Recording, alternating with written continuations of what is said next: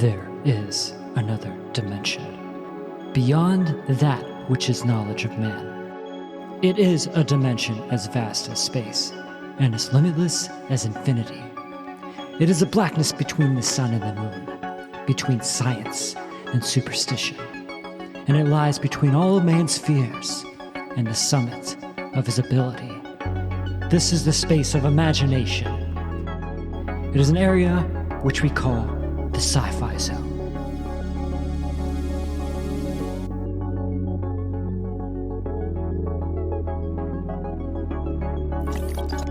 The year is 2017, and the journey we are about to embark on could be our own.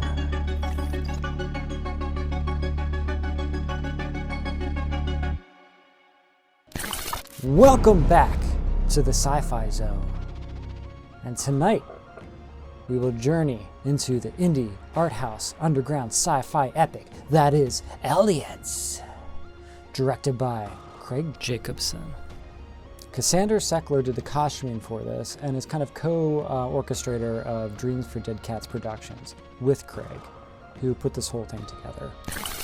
Somehow I stumbled across this thing, and I don't really recall how. I might have just been looking at random movies to purchase on DVD or Blu-ray, and the title crossed my eyes, Elliot. I was like, what is this? And I checked out the trailer, and I knew instantly I had to check this movie out. It looked amazing. What sold me was the obvious world building and creativity that went into this thing. So I tracked it down, I got a copy of it, and I'm really pumped to talk about it tonight on the Sci-Fi Zone. So Elliot is a lonely maintenance worker inside a mysterious power plant supply complex.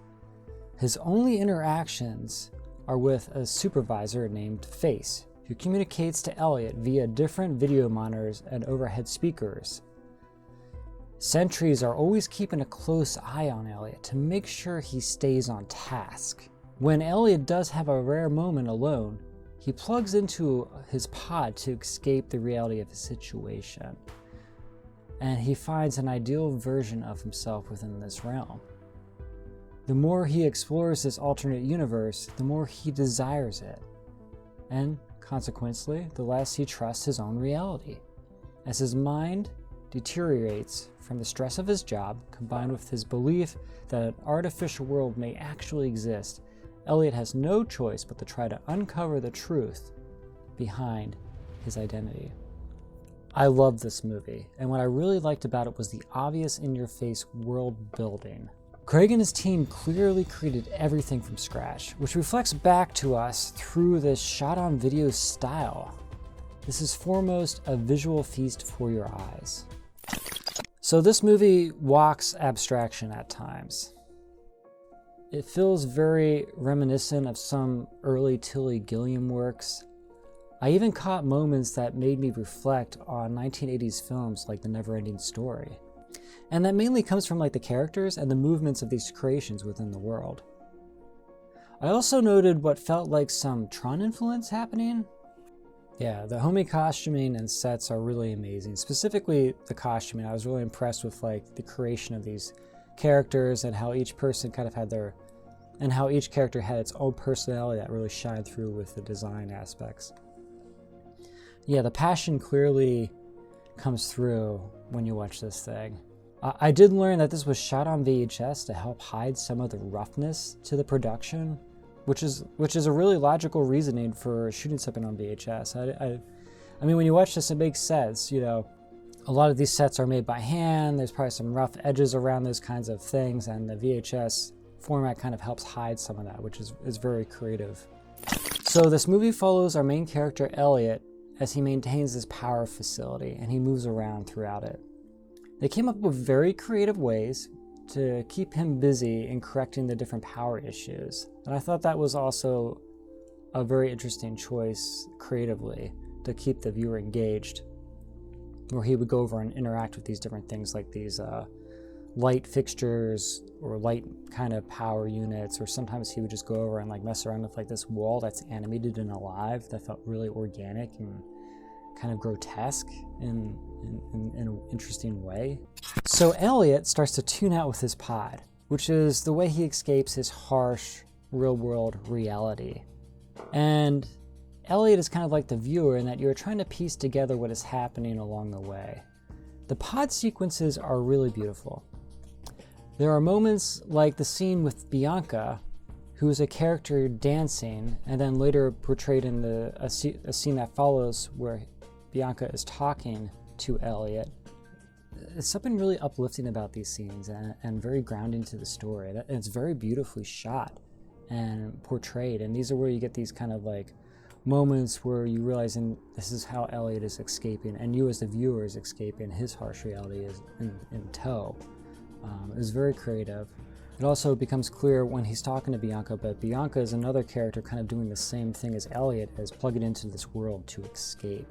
Another also important part to this movie is the musical score that Craig has put together. It's very appropriately laced throughout the film and really helps elevate the movie, especially with the emotional aspects, where you have these characters in like heavy makeup and heavy creature costumes, and it's hard to show emotion through those kind of moments, and music helps bring that up.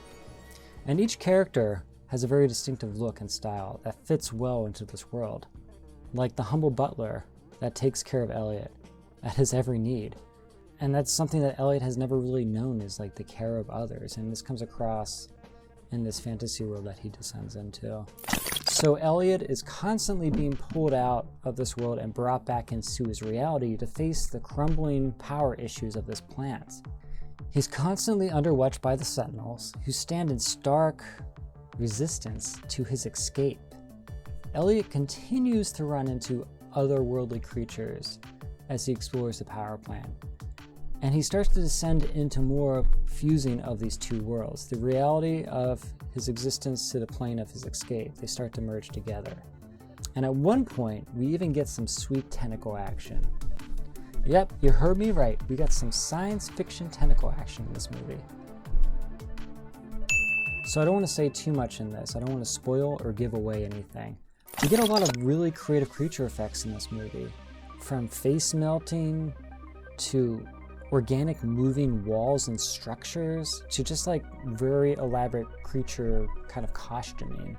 The effects are really amazing in this movie and really help elevate it to another level. So, coming around to the end of talking about Elliot, would I recommend it?